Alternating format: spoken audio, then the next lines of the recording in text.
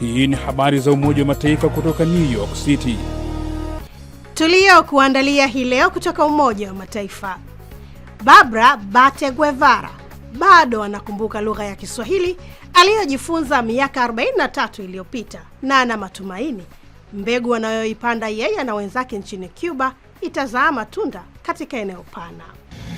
Tunadhani kama wanafunzi wetu wanajitayarisha vizuri, wanaweza kufundisha katika eneo la Kiswahili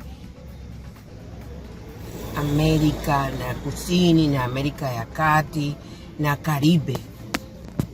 Na leo katika kipengele cha Jifunze Kiswahili tutasalia huko huko Cuba kuwasikia wanafunzi wa lugha ya Kiswahili nchini humo. Karibu.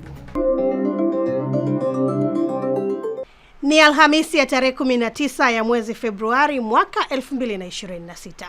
Mwenyeji wako ni mimi Lea Mushi kutoka hapa New York, Marekani. Kabla ya kukuletea mada kwa kina, kwanza ni muktasari wa habari ukiwasilishwa kwako na Asumta Masoi. Karibu Asumta. Asante Lea. Katibu Mkuu wa Umoja wa Mataifa Antonio Guterres ametoa wito wa kuanzishwa kwa mfuko wa kimataifa wa akili mnemba au AI wenye thamani ya dola bilioni 3 ili kuhakikisha teknolojia hiyo inawanufaisha watu wote duniani badala ya kuwa mali ya mataifa machache au kampuni chache zenye nguvu. Akizungumza katika mkutano wa kimataifa wa kujadili athari za AI huko New Delhi nchini India, Guterres amesema mustakabali wa AI unapaswa kujengwa kwa ushirikiano wa kimataifa. Mashambulizi makali yanayoendelea kufanywa na Israeli dhidi ya maeneo ya Palestina ya Gaza na Ukingo wa Magharibi ambayo inakalia kimabavu yanatia hofu ya uwezekano wa utokomezaji wa kabila, imesema ripoti mpya ya ofisi ya Umoja wa Mataifa ya haki za binadamu OHCHR ya kuanzia Novemba mosi 2024 hadi Desemba 31, 2025. Ripoti hiyo iliyotolewa leo inasema mashambulizi ya Israeli yameweka mazingira ambamo kwama wa Palestina kama kundi watashindwa kuendelea kuishi Gaza hivi sasa, huku Ajit Sungai, mkuu wa ofisi ya OHCHR huko Palestina, akisema ripoti inachambua mwenendo wa mapigano ya jeshi la Israeli linaloendelea kuua idadi kubwa ya raia, kusababisha njaa, kuwahamisha takribani wakazi wote wa Gaza tena zaidi ya mara moja, na kuharibu miundombinu iliyosalia ya kiraia ya Gaza.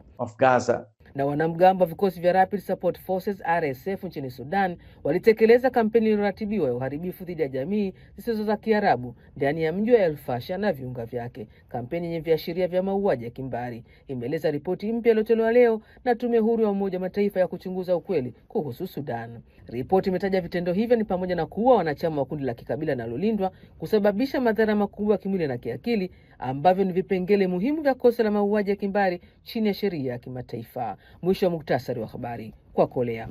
Asante sana Asumta Masoga kutuletea muktasari wa habari. Punde tutaingia kwa kina katika mada yetu ya leo inayotupeleka nchini Cuba. Salia papo hapo. Kutoka New York, sauti ya from the United Nations.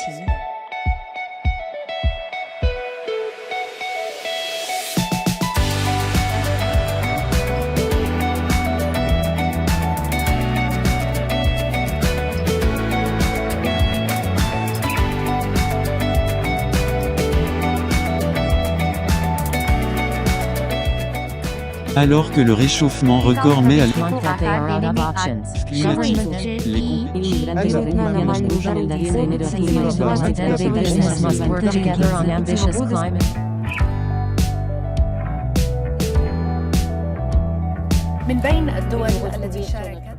Ni habari za Umoja wa Mataifa kutoka hapa Marekani kupitia channel yetu ya YouTube Habari za UN na pia televisheni wa shirika. Unaweza kutembelea wavuti wetu ambao ni news.un.org/SW kwa taarifa na makala. Mimi ni Lea Mushi. Tunasonga mbele na sasa ni wasaa mada kwa kina. Kama nilivyokudokeza hapo awali, leo katika mada yetu kwa kina tunaye Barbara Bate Guevara. Huyu ni mkufunzi anayefundisha lugha ya Kiswahili katika chuo kikuu cha Havana nchini Cuba.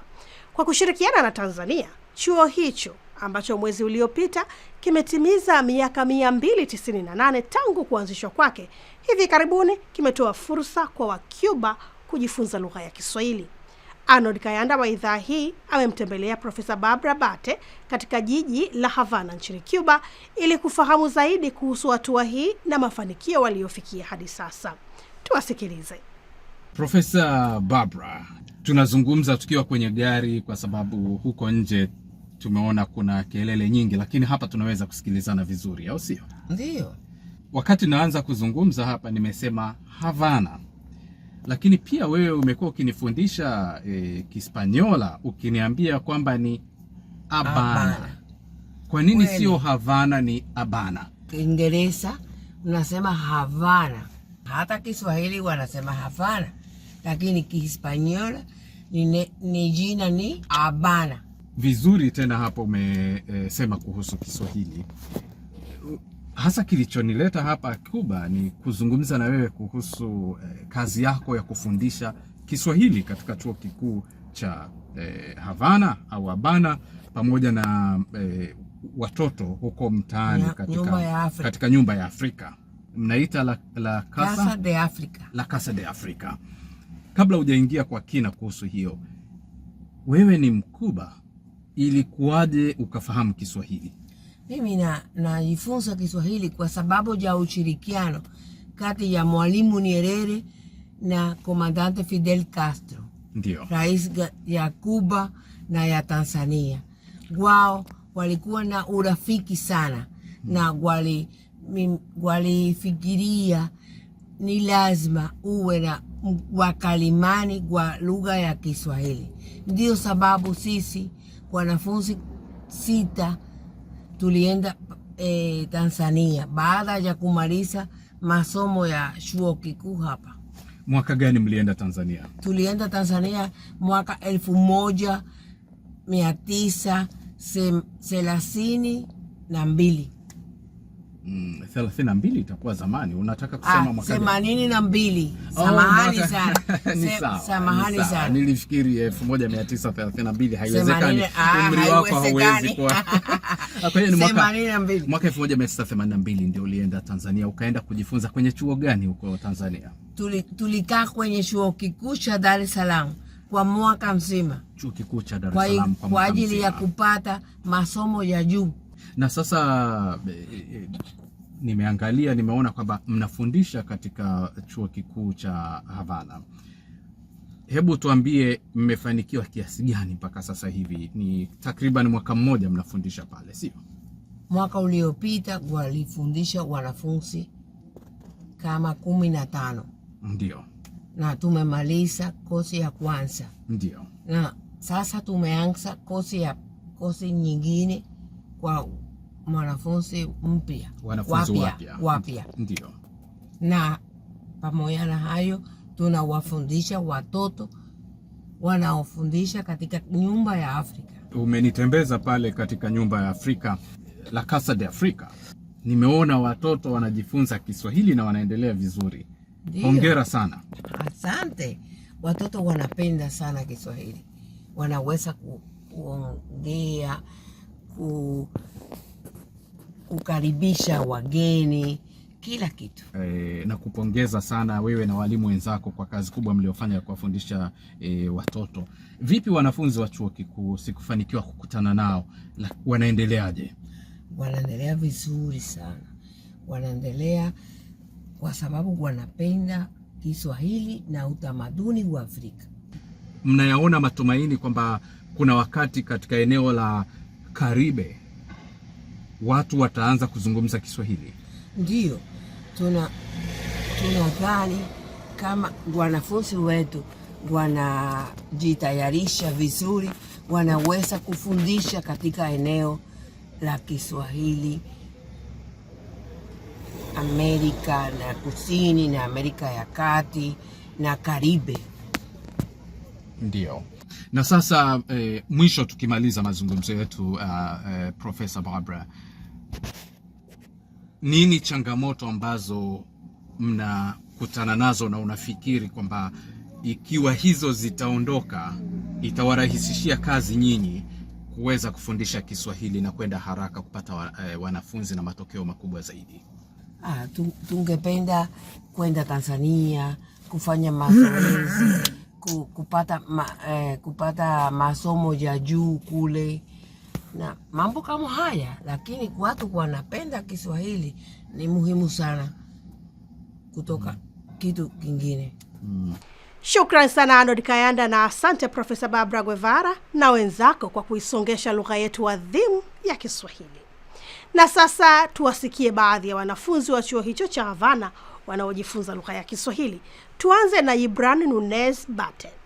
Mimi ni mkuu, ninasoma Kiswahili, ninapenda Kiswahili na utamaduni wa Afrika, ndio kwa sababu nimevaa kama Masai. Mimi ninaitwa Ryan.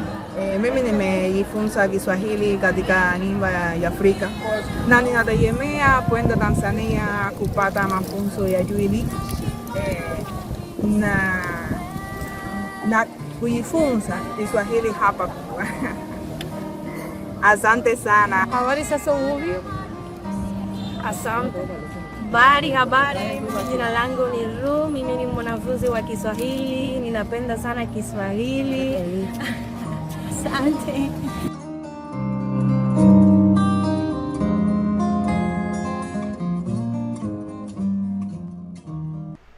Asante kwenu pia na kila laheri, mfanikiwe katika masomo yenu na mueneze zaidi Kiswahili Cuba na nchi jirani. Basi kufikia hapa nami nakunja jamvi letu. Tukutane tena Jumanne wiki ijayo kwa jarida lingine la video. Na kwa upande wa vipindi vya redio ni kila siku, hivyo kesho Ijumaa utapata habari za Umoja wa Mataifa. Hata hivyo kwa sasa unaweza kutazama habari nyingine na video katika channel yetu ya YouTube inaitwa Habari za UN.